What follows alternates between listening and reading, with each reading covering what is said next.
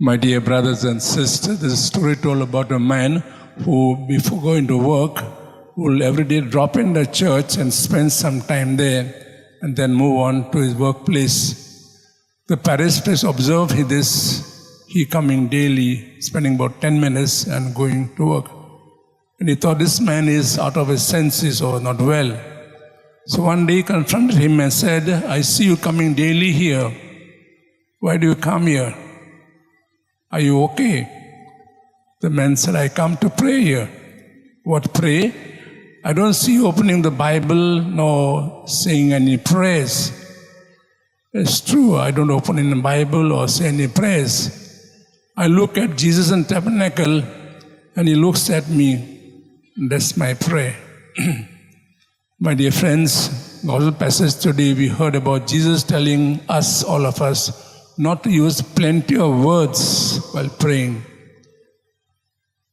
We have a tendency to use plenty of words while praying, and we think that the more words we use, God hears them and grants what we ask.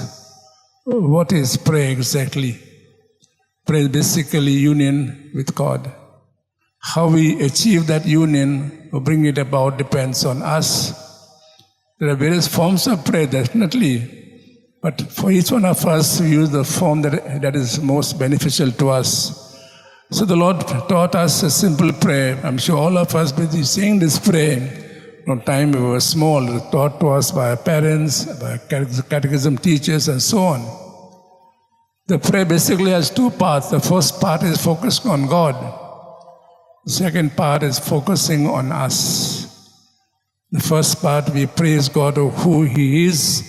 The second part, we acknowledge our so-called unworthiness, our humanness, the need we have. So we ask God to give us our daily sustenance. But God will give that to us provided we are able to forgive others.